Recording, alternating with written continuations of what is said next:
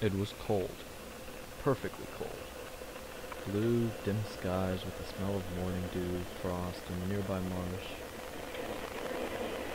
On any other day I'd have the heater on, maybe a warm cup of coffee in hand, but not today. Today I love the cold. I love the dark, and I love the world. I love it. This morning, it was the last we'd have together as a family for a while. Eugene, why do you have to go? They drafted me. I have to. It's the law. Why do you have to go? Someone out there needs to take care of all those soldiers, and I'm already trained as a nurse. Those soldiers need me.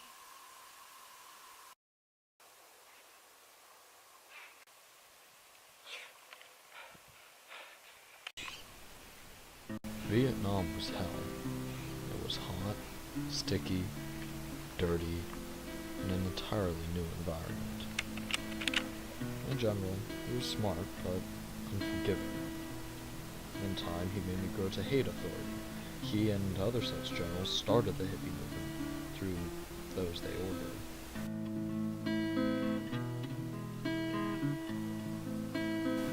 My first week deployed, I got separated from my battalion, and, lost in the jungle, I was soon captured. I broke free, eventually, stealing one of the commies' guns. It was an utter pile and constantly jammed, and it made me miss my own gun. And as much as I'd hated life there, it seemed like heaven compared to the POW camp I'd been in for the past month or so. All I wanted was to get back to somewhere I knew. And that I did, but it too had changed.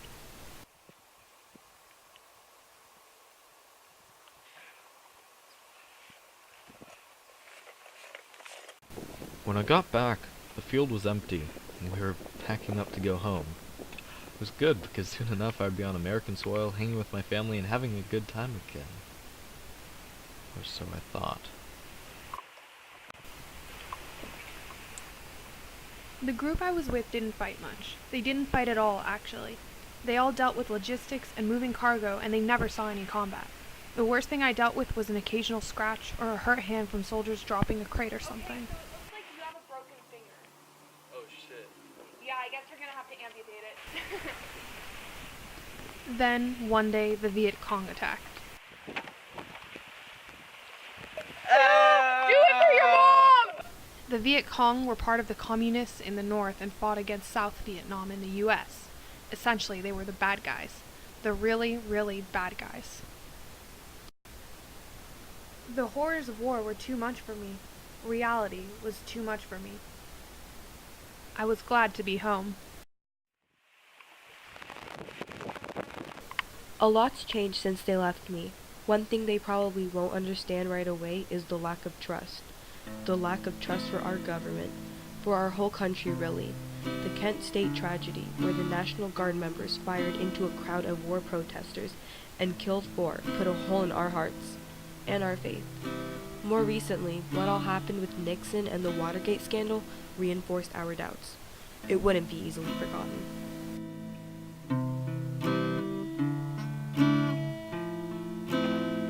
This is Adam, the guy that I told you guys about. That's Hi. Things weren't the same as when we had left. We'd been deployed for 24 months, and frankly, I didn't think the place could change so much so quick. Sure, there's construction going on, and a few places didn't look the same, but more importantly, the people had changed. I was expecting some kind of grand welcome when I got home, but what I got was anger, resent, and abandonment.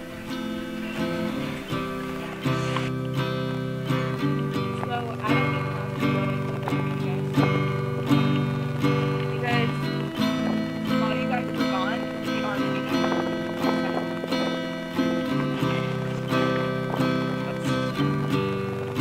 luxury I wouldn't have had. Yeah, and that happened because of all of the controversy. Betty had grown into a woman while we were away. She was 17 now. She wasn't my kid sister anymore. She held herself like an adult, as an equal to me. And it was different, but not that bad. What hurt was she no longer looked up to me. Why would she? I felt like I was a kid again, nothing to be proud of. No one would hire me. No one would hire any vets. The unemployment rate went up 3% the year the war ended, and no one was changing their mind on us. We were monsters to them, and in their eyes, we didn't deserve to be employed.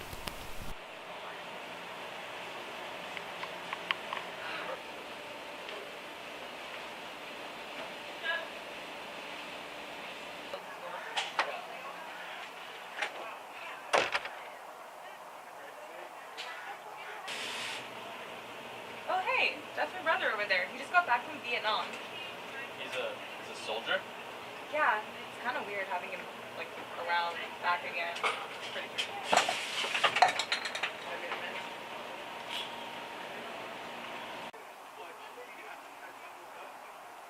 You're a murderer.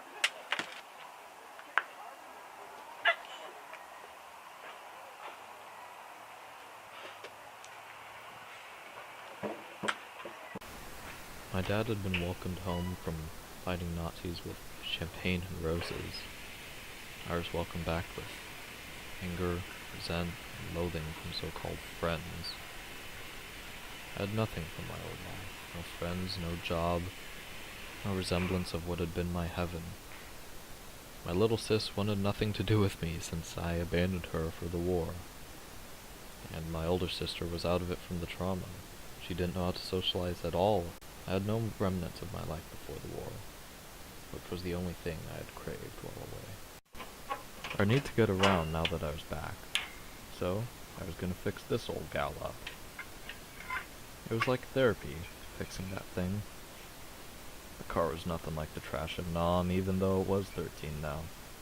It was still far more prestigious than anything over in Asia. And there's something to do. Something that didn't judge me. Something that hadn't changed while I was away.